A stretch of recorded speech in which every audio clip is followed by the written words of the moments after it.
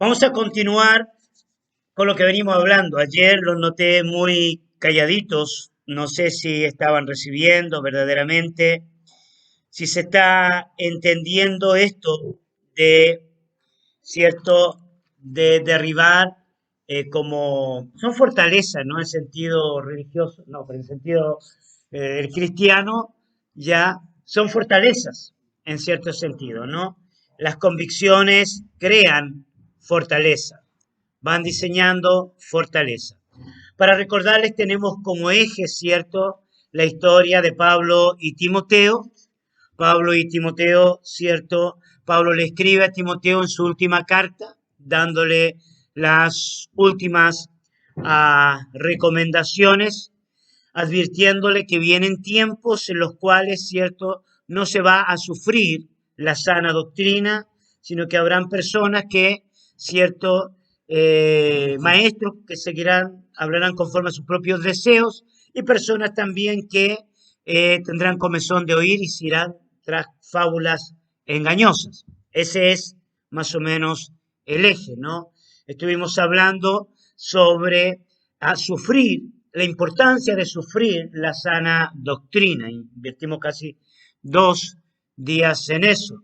Luego, cierto, estuvimos hablando sobre la importancia de lo que es la educación, o en pocas palabras, las falsas enseñanzas. Y eso es allí donde nosotros nos quedamos el día de ayer, ¿tá? De tener cuidado. Yo le dije, dime lo que te enseñan y te diré cuál es tu fe. ¿Se acuerdan? Ya, dime quién es tu maestro y te diré quién es tu Dios. Contextualizando un poquito, ¿cierto?, la necesidad de tomar conciencia de cuáles son nuestros verdaderos maestros. ¿Por qué es tan importante esto? Es importante porque de allí nacen nuestras convicciones, de allí nacen nuestras fortalezas. Ahora, hay maestros que pueden ser la experiencia de la vida. Hay gente que dice, la experiencia me ha enseñado mucho, ¿ya? La experiencia me ha hablado mucho, ¿ok? Ya y dijimos que la educación es una palabra dulce para políticos, ¿cierto? Para intelectuales, pero el problema no es, en cierto sentido, la palabra educación. Todos queremos educación, todos queremos recibir educación. Mi padre me decía constantemente, tenés que estudiar para ser alguien en la vida. No era muy pedagógico mi papá para enseñar. ¿Ah? Recuerdo, tengo una imagen, una experiencia algo traumática, ¿no? En un escritorio grande, a mi padre tratándome de enseñar algo que ni siquiera él sabía. ¿Ah? Él no sabía, pero él quería que yo supiera lo que él no sabía. Fue una experiencia, porque en otros tiempos los tratos de los padres con los hijos es totalmente diferente al trato de los padres con los hijos en la actualidad. ¿Ah? Fue una experiencia muy fuerte en mi vida. Y más, después me bloqueé, ¿no? Tratar de estudiar para mí era complicadísimo en en ese tiempo. ¿Pero por qué? Porque para la gente es un valor tan grande, es tan grande, que a veces llega a ser un antivalor. El valor de la educación es no importando el costo ético, lo importante es estudiar. No importa el costo espiritual, lo importante es estudiar. No importa que te pierdas, no importa, cierto, que caigas en inmoralidad sexual, no importa que te estén enseñando, cierto, a odiar a Dios, no importa que te estén enseñando a alejarte de Dios, no importa que te estén enseñando a amar cosas que no tienen nada que ver con Jesús. Lo importante es estudiar. Entonces, cuando uno se titula, la familia o el pastor o la iglesia dice, tenemos a un profesional. Tenemos un profesional. Solo que no toma conciencia, no se toma conciencia de que el profesional ahora tiene como maestro, ya, ¿cierto? Tiene como escuela a alguien que no es Dios. Entonces la persona sigue yendo a la iglesia, sigue sirviendo a Dios, pero ahora tiene otros dioses dentro de su corazón. Y por eso después dice, yo busco a Dios y no lo encuentro. Yo quiero tener un encuentro personal, yo quiero creer, yo quiero dar pasos de fe, pero no puedo dar pasos de fe. No sé por qué Dios no me ayuda. Y no, ¿por qué? Porque tiene algo que se llama dicotomía o división, ¿me entiende? Intelectual. Por un lado cree servir al Señor, pero por otro lado tiene convicciones firmes. Quiero que Dios me ayude, pero a mi manera, de la manera que yo aprendí. Y como yo aprendí es procesando racionalmente las cosas. ¿Tá? Quiero que abramos nuestras Biblias ahí mismo, en Primera de Timoteo. Perdón, no. Vamos a ver. Sí, sí. Primera de Timoteo, capítulo 4, versículo 1. Unos años antes de escribir Segunda de Timoteo, Pablo le escribe esta carta, una carta bien pastoral, mucho más instructiva que la segunda. La segunda tiene una perspectiva mucho más, también muy instructiva, pero bastante del corazón, ¿no? Bastante cierto del espíritu de Pablo, queriendo transmitirle las últimas palabras a Timoteo. En esta vemos varias enseñanzas específicas que están relacionadas también a los problemas que la iglesia puede tener en el futuro. Primera de Timoteo, capítulo 4, versículo 1. Si alguien lo puede leer.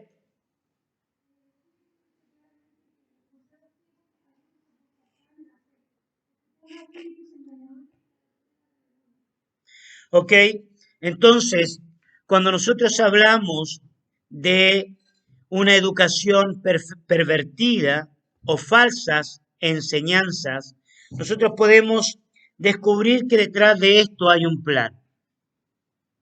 Y el plan, cierto, es espiritual, es demoníaco, que afecta la razón, que afecta el intelecto.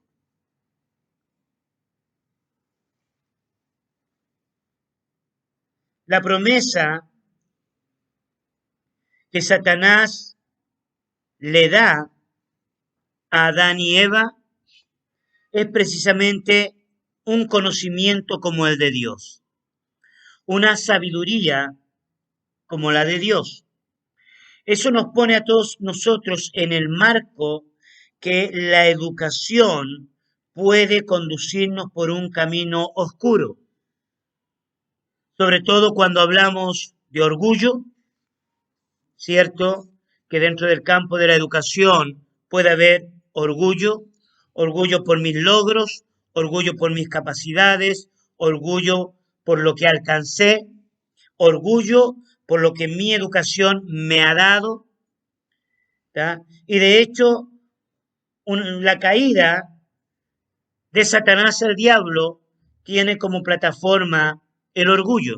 Se enalteció tu corazón, dice el profeta. Entonces, aquí hay un elemento que es interesante de reconocer. Estos tiempos extraños, estos tiempos peligrosos, estos tiempos difíciles, vienen en una plataforma de formación espiritualmente pervertida. ¿tá? Viene en una plataforma, ¿cierto? Viene en una plataforma de educación espiritualmente pervertida, disfrazada de progreso,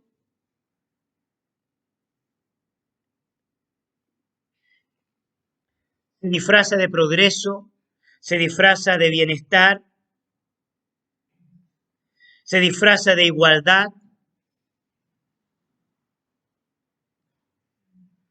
se disfraza de crecimiento, de desarrollo. Y todos queremos desarrollarnos bien. Todos queremos crecer.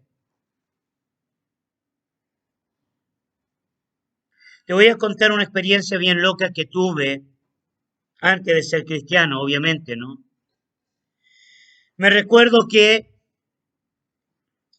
una noche, a medianoche, bueno, no sé qué hora era, 2, 3 de la mañana, 4 de la mañana, no sé, me desperté con la sensación de que algo extraño estaba en el cuarto. Inmediatamente tuve la convicción de que no era físico. En ese momento me rodeó como una sombra, ¿no? Y me dio miedo. De pronto a mi lado, en medio de una sombra, había un hombre alto, con un traje oscuro, como un saco, un sobre todo, que le llaman acá, oscuro, y un gorro con alas. Y obviamente sabía que no era una persona que había entrado, era algo espiritual. Y me dice, no tengas miedo, no te preocupes, yo te voy a enseñar, yo te voy a instruir. Solo tienes que relajarte y poner tu mente en blanco. Fue eso lo que me dijo. Claro, yo había estado practicando el desdoblamiento. Durante tiempo yo había querido salirme del cuerpo y hacer viajes astrales. No era muy bueno en la empresa en la cual me había metido, ¿no? O quizás el Espíritu de Dios estaba impidiendo que ocurriera con éxito dicha empresa. ¿Qué aconteció? Aconteció que, obviamente, aunque yo tenía miedo y como lo había estado practicando, yo puse mi mente en blanco. Por eso a nadie le recomiendo, ni si un pastor, ni un predicador, te dice, ¿quieres recibir el Espíritu Santo? Pon tu mente en blanco. Minga, le digo yo. No, no, no, no. Que a veces aún en círculo evangélico. No. Entonces, yo recuerdo que sí, empecé a elevarme, o sea, a salir de mi cuerpo y a elevarme, pero cuando estoy unos metritos arriba, yo obviamente tuve mucho miedo y me acordé de la escuelita dominical y de la sangre de Cristo. E inmediatamente yo grito o yo clamo y yo digo, la sangre de Cristo tiene poder. ¿Y qué aconteció? Obviamente en ese momento el hombre desaparece o el espíritu o el ser, no sé lo que era, desaparece y yo caigo. Yo sentí literalmente que mi cuerpo caía. Un misterio espiritual para mí sin precedente. Me he preguntado muchas veces cómo funciona eso, pero también me he propuesto nunca más practicarlo, obvio. Ahora, no quiero hablarte ni ser sensacionalista, pero siempre pensé y siempre en el campo de la liberación se enseña de que hay espíritus guías. Y los espíritus guías tienen como objetivo instruir, enseñar, formar. Los espíritus guías tienen como objetivo instruir, enseñar, formar, guiar.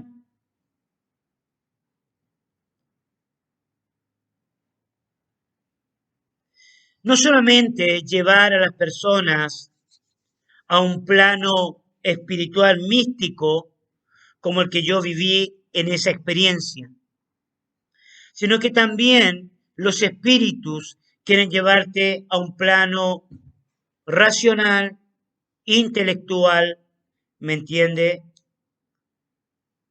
Humano, sin Dios. Los espíritus quieren llevarte también a ignorar 100% el elemento espiritual. O sea, están las dos cosas. Están los que te llevan excesivamente por una instrucción mística, espiritual, y que afecta a culturas como la India, y todos los países de alrededor, intensamente espirituales, ellos los ven, ellos viajan intensamente, ¿no? Y por otro lado, ¿cierto? La que es intensamente racional, intelectual, donde se produce un bloqueo hacia el mundo espiritual.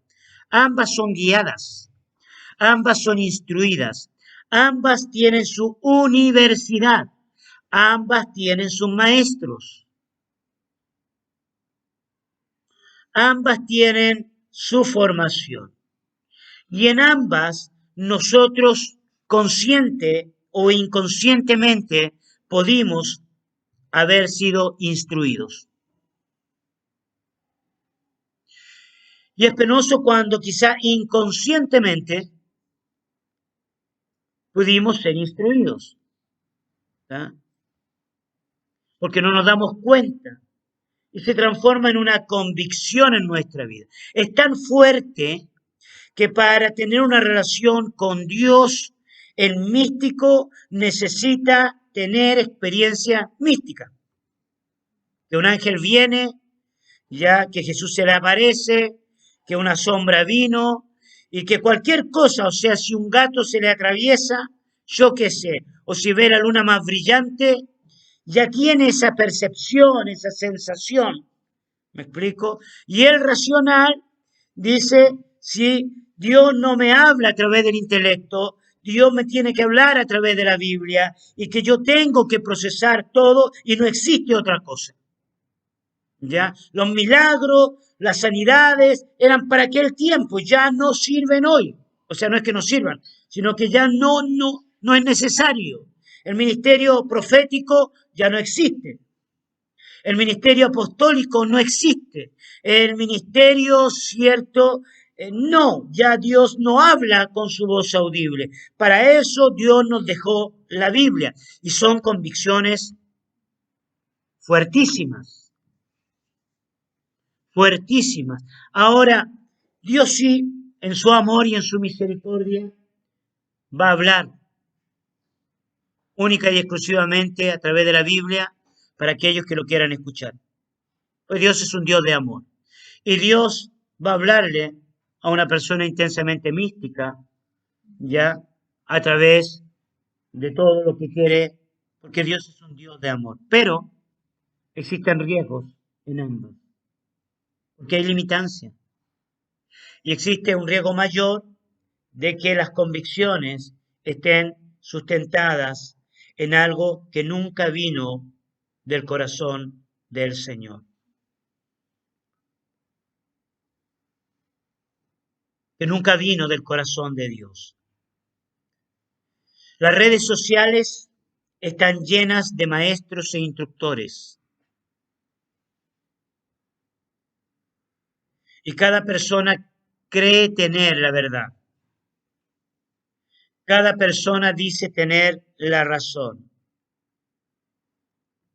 Hay predicadores que son insistentemente en querer enseñarte lo que tú tienes que hacer. Es como este del libro de los Hechos. Este es el gran poder de Dios. Y es un riesgo, ¿ya?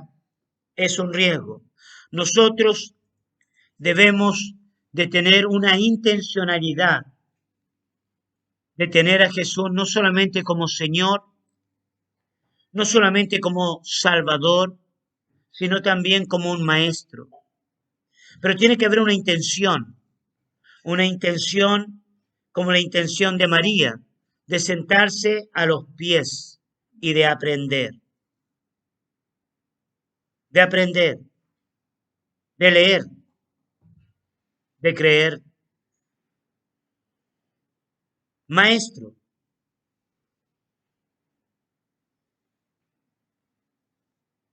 maestro, aquel que guía nuestros pensamientos.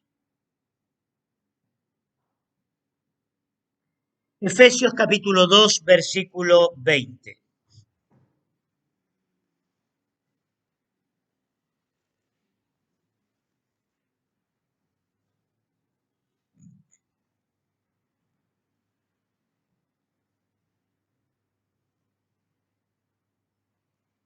edificado sobre el fundamento de los apóstoles y profetas, siendo la principal piedra del ángulo Jesucristo mismo.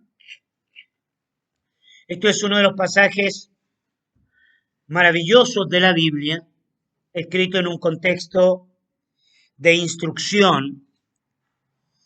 Para muchos estudiosos es un libro que apunta a la identidad del cristiano.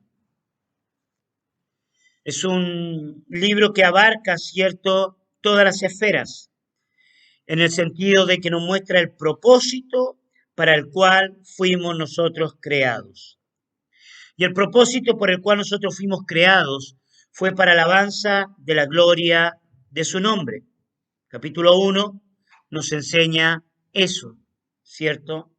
¿Ya? Y Dios quiere que nosotros seamos para alabanza de la gloria de su nombre.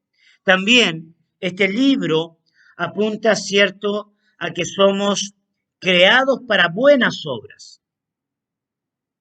Fuimos hechos para practicar las buenas obras. Y tenemos que tomar conciencia de qué es para Jesús estas buenas obras. ¿Qué es para Jesús esta práctica?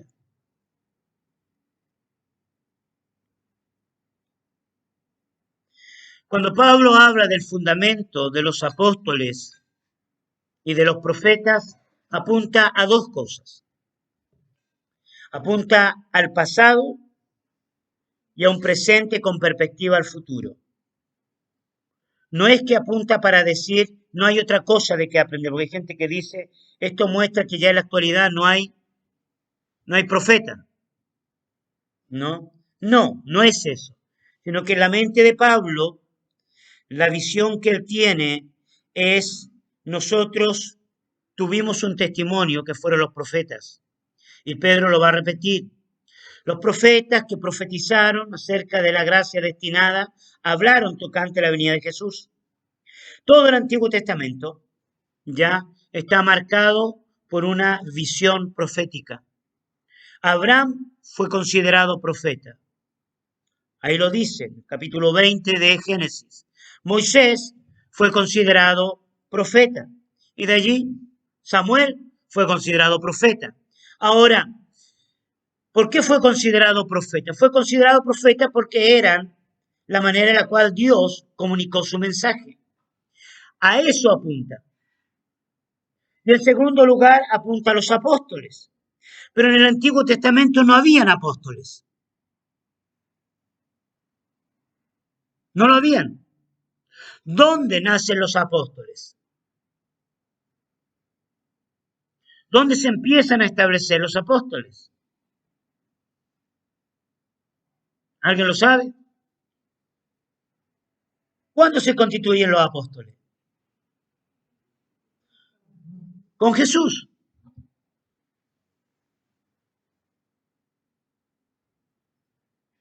Con Jesús. Eso nos muestra, cierto, que nuestras convicciones están sustentadas en las enseñanzas y en las experiencias de los profetas y de los apóstoles.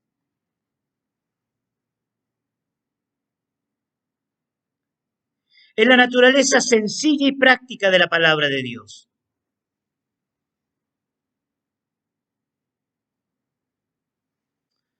Es la naturaleza sencilla y práctica de la palabra de Dios.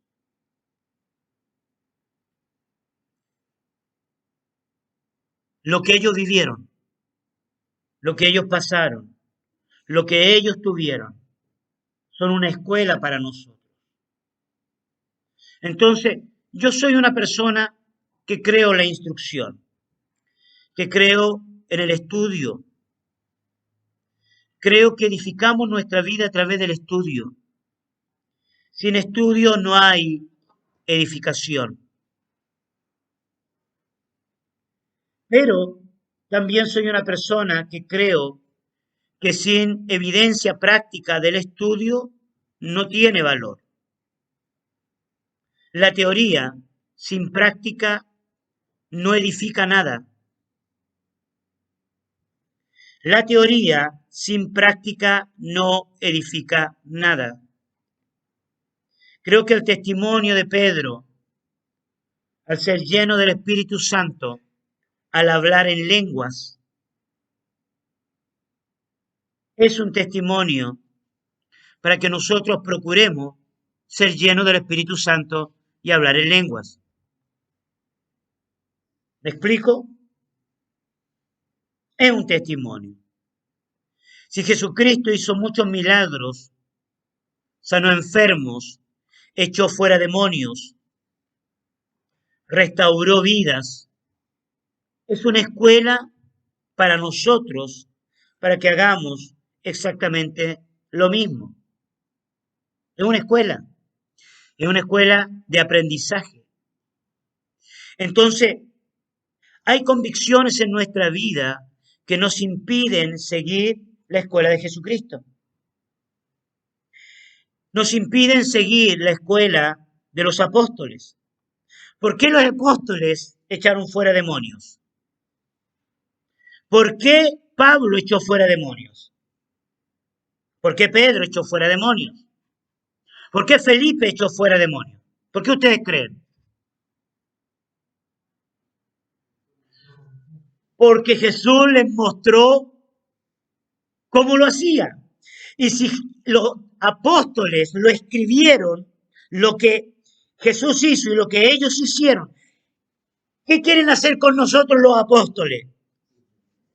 Enseñarnos, gloria a Dios, como decía mi pastor, gloria a Dios para siempre.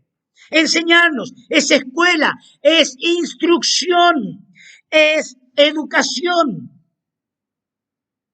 es educación. Ahora, ¿por qué es tan importante? Porque vivimos tiempos peligrosos, porque vivimos tiempos difíciles, porque vivimos ya en la plataforma de una educación pervertida. Hay enseñanzas, hay maestros que alimentan sus propios deseos, pero tranquilo, de eso yo voy a hablar mañana.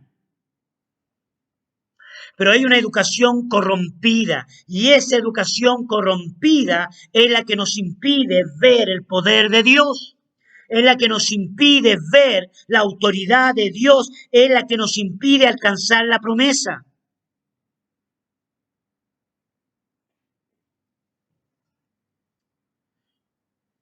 Hay tanto para hacer, hay tanto, o sea, ¿quién es nuestro maestro? Sigamos en Timoteo, ¿no? El apóstol Pablo está interesado en compartir, está interesado, ¿cierto?, en este último tiempo de su vida, inyectarle lo más posible al corazón de él, ¿cierto?, una buena instrucción. Segunda de Timoteo, capítulo 3, versículo 15.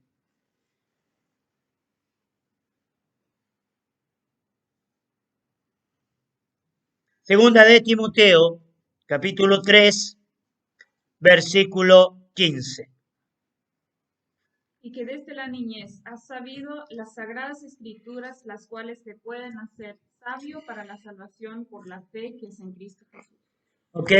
Aquí hay un elemento interesante y tiene que ver con el valor que Pablo le da a la instrucción,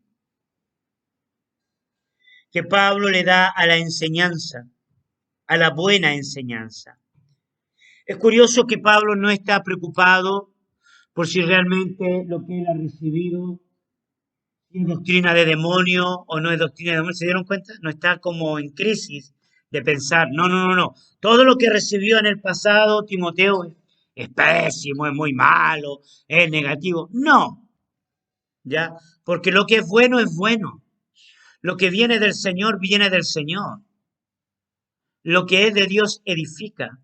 Y viene a mi mente un pasaje que para mí es un misterio, pero que también me da la confianza, porque dice un pasaje bíblico, dice, vendrán días en que nadie te dirá conoce al Señor,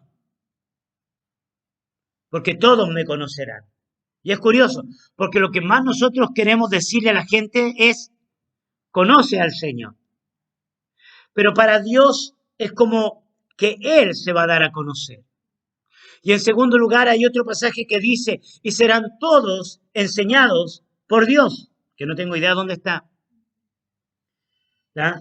Serán todos enseñados por Él. O sea, da la confianza que lo que viene de Dios es de Dios, que la instrucción que Dios nos quiere dar, que Dios nos da, ya es limitada solamente por nuestra incredulidad, por nuestras convicciones equivocadas. ¿Me explico? O sea, no hay poder más grande que el anhelo de Dios de querer enseñarnos a nosotros. ¿Está claro? Entonces, Pablo le está dando un valor a la instrucción de la madre, pero no solamente un valor, sino que le está dando un valor a la instrucción de la abuela. En el caso de Timoteo, no en tu caso, a no ser que en tu caso sí haya. Por ejemplo, en mi caso, sí hay elementos de la instrucción de mi madre, de la instrucción de mi padre, que tienen mucho valor para mi vida, mucho valor, ¿no? De hecho, desde la niñez ya me guiaron por el camino de las escrituras. Yo tengo en mi memoria a mi mamá aprendiendo a leer con la Biblia, a mi papá ya tratando de aprender guitarra para alabar al Señor. Y eso es loable. Eso es una instrucción tremenda. ¿Me explico? Ahora, ¿por qué es tan importante hacerle memoria a Timoteo esto? Porque vienen tiempos en los cuales no se va a sufrir la sana doctrina. Y él tiene que tener el fundamento de los profetas, el fundamento de los apóstoles, el fundamento del Antiguo, del Nuevo Testamento, el fundamento de las enseñanzas y de la experiencia de Elías, de Eliseo, ya de la instrucción de Moisés. Proverbios, capítulo 6, versículos 6 al 9. Perdón, Proverbios capítulo 22, corrijo, Proverbios 22, 6.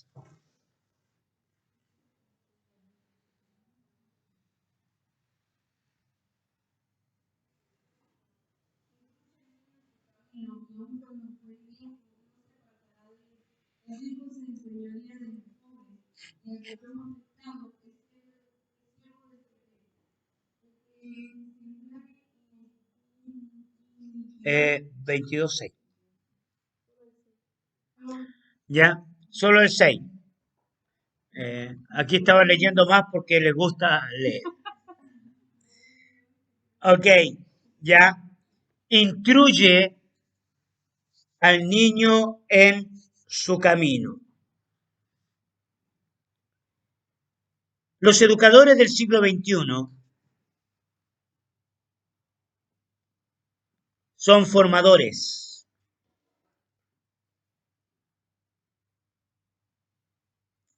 Hay un poder tan grande en la instrucción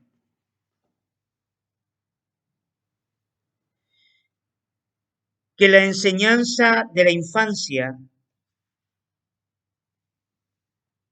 puede caminar con nosotros hasta el día de nuestra muerte. Yo tengo una teoría personal que la he enseñado por muchos años en la escuela de discipulado. En lo personal creo que el hombre es 100% dependiente. Jamás alcance independencia. El hombre queda atrapado en las palabras, en las enseñanzas, en las instrucciones que recibe de sus maestros. Y como trabajo en el área de la liberación, soy un hombre que también cree que necesitamos ser libres de las palabras del pasado. Y eso lo enseño en consejería. La instrucción hacia el niño es tan poderosa que en este siglo XXI se puede formar corazones incrédulos a las enseñanzas de Jesús.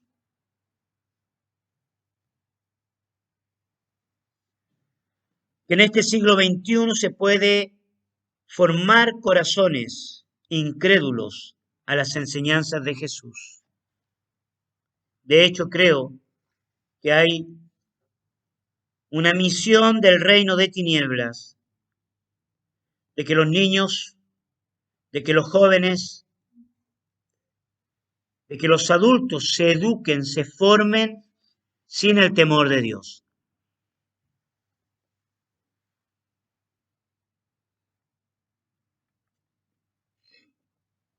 Entonces, cuando el niño ya es grande, tiene una fortaleza, tiene una convicción.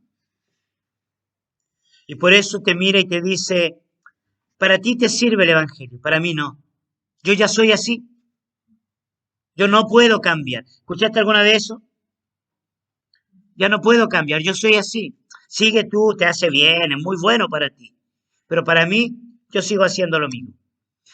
Ese tipo de convicciones tiene como plataforma una enseñanza, una instrucción de vida, una formación. Deuteronomios capítulo 6, versículos 6 al 9, y con esto terminamos.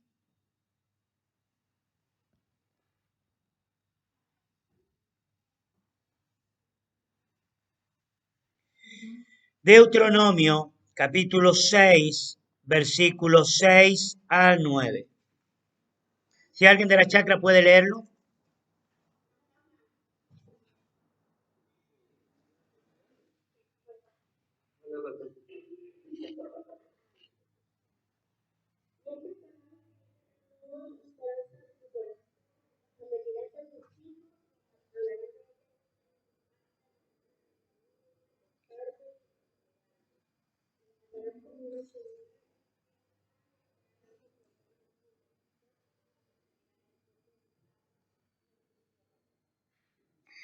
¿Observaron ustedes la insistencia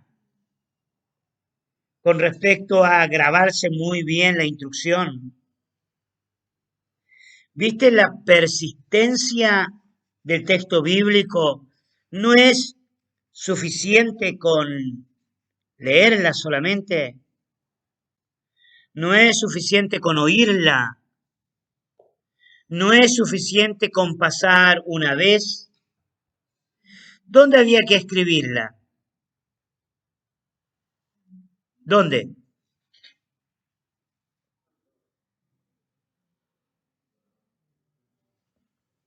¿Ya? No, el texto bíblico, ¿qué dice?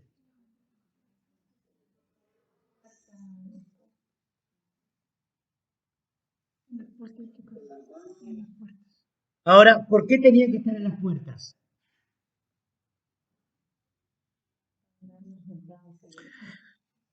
Porque es el lugar por donde más vamos a pasar. Es el lugar por donde más, cierto, vamos a entrar y salir. Es un recordatorio. Claro, y el énfasis estarán sobre tu corazón. Ahora, yo no puedo tomar la palabra y ponerla aquí en mi corazón. ¡Ah! Aquí está la palabra. ¡Tan! Aquí está en mi corazón ahora. Ta, ta, ta, ta, ta, ta. ¿Cómo puede estar en mi corazón? Meditándola. Pero las meditaciones a veces se olvidan. A ver, ¿cómo? Escudriñándola, meditándola, obedeciéndola, estudiando, viviéndola. Jamás se va a poder vivir si primero no está en el corazón.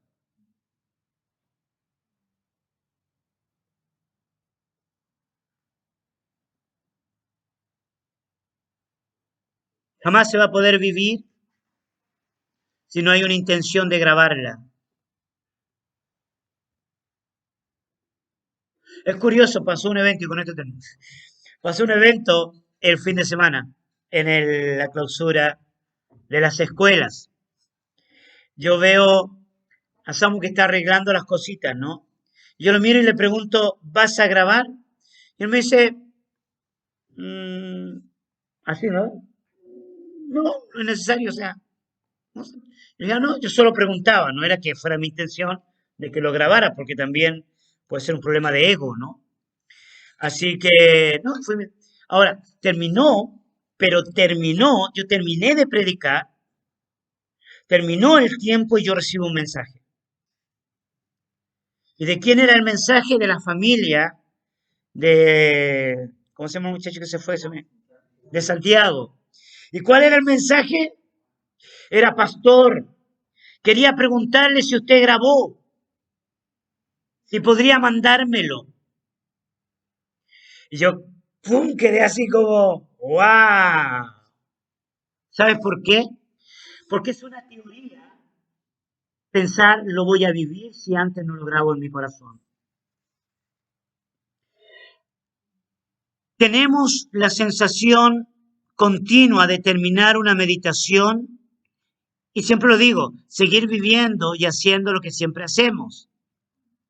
¿Por qué? Porque la palabra por escucharla no queda grabada en el corazón. Y es allí donde está el sufrimiento que yo decía el otro día. O sea, sufrir la sana doctrina no es solamente ser perseguido, es obligar a la mente, es obligar al corazón a retener la verdad. Literalmente grabarla. Grabarla. Grabar en nuestra mente. ¿Por qué? Porque cuando Vivi graba en su mente la palabra, automáticamente esa palabra va a reemplazar los otros pensamientos que vienen en su vida. Lo va reemplazando. Entonces, allí se produce la guerra. Por eso yo creo que es algo espiritual. Por eso yo creo que hay doctrinas de demonios. ¿Ya? ¿Por qué? Porque nosotros actuamos de acuerdo a lo que pensamos, ¿ya? No a lo que decimos creer, no a lo que escuchamos. Paramos por acá y continuamos mañana, ¿ya? Entonces grábalo en tu corazón. Y seguramente algunos entran en ansiedad. Dicen, no, yo no sirvo para estudiar o para leer un libro. No es que no sirvan, es que algo adentro se les produce y se llama ansiedad, miedo, inseguridad. No me queda nada grabado. Esa guerra hay que vencerla. Eso es batalla espiritual. ¿Por qué? Porque hay una fortaleza mental interior, espiritual. Bueno, paremos, yo no sé si sigo, por decirlo así. Padre, queremos darte muchas gracias por tu palabra, Señor. Gracias, Espíritu Santo, porque tú nos llevas a toda verdad y queremos tomar las enseñanzas de los apóstoles, las enseñanzas de Moisés, las enseñanzas de Jesucristo, cuando se sentaba en el monte, Señor, e instruía a la gente. Señor, queremos clamar delante de ti para que tu palabra sea nuestro alimento. Señor, en un momento sonaste tan grotesco delante de la multitud, cuando tú le dijiste que tenían que comer tu carne y beber tu sangre. Señor, sabemos que no era, Padre Celestial, algo literal, sino metafórico, de estar, Señor, tan metido en lo que tú dices, tan metidos en lo que tú haces, en cómo lo haces. Esto es lo que tú querías de la multitud. para ser libres de la depresión, de la soledad, para alcanzar la promesa, para romper la maldición, para quitar el hechizo, el conjuro de una sociedad, Señor, que está siendo instruida para no creer en Jesús. Señor, gracias por tu revelación y oramos por tu bendición. En el nombre de Jesús. Amén.